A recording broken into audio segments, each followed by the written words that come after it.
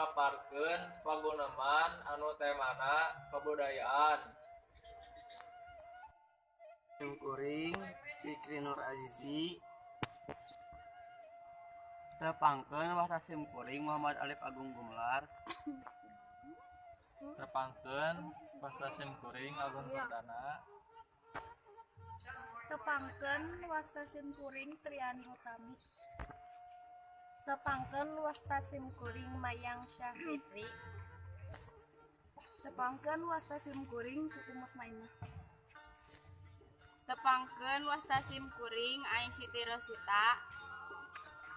Tepangkeun Wastasim kuring Mediana Faziati Imani.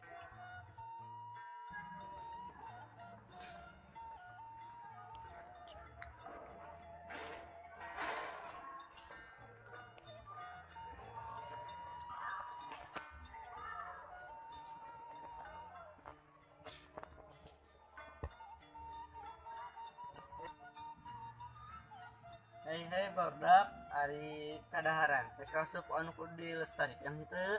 Kudu namah nya. Pan kadaharan oge tasuk tanah seni jadi kudu dilestarikeun. Nyapa ari dina dunia kuliner teh sok aya rupa-rupa kadaharan khas unggah daerah. Ari kadaharan Sunda teh naon lainnya anu bisa dilestarikeun? Nya kudu jadi daerah lain anu kadaharan hasan bisa diterima di masyarakat.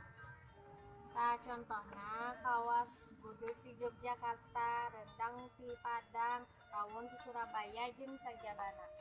Pan di Sunda oge aya karedok, aya kupat tahu sareng sambal. Nya ari orang Sunda mah loba nu resepkeun kana kupat tahu, tutuk oncom atawa karedok. Tapi pan eta sakabeh kadaharan teh can tangtu dipikaresep ku daerah sejen. Nya atuh kumaha? Sangkan nu sejen resepkeun kana kadaharan Sunda. Sebenarnya mah umum makan khas Sunda teh tos geus loba. Nah, secara kitu masyarakat bisa aya karedok, aya kupat tahu sareng sambal.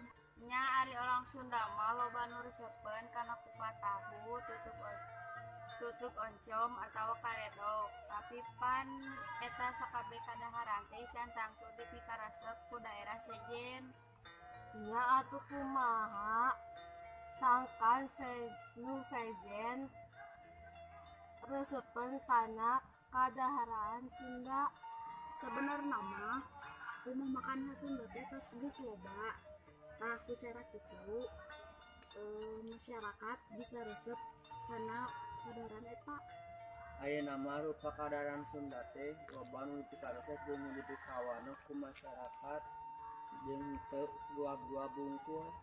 Kaeta kawas cilok, nombro, cireng, jeung sajabana. Nya atuh sugan kadaharan khas Sunda pikeun jadi dengan saperti gepuk, sate, soto bisa dipikaresep kurang sejena. Nya seperti sate Marangi, soto Bandung, eta tos dimimiti dia dipikaresep. Oge gepuk khas Bandung fungsi kakoncaran.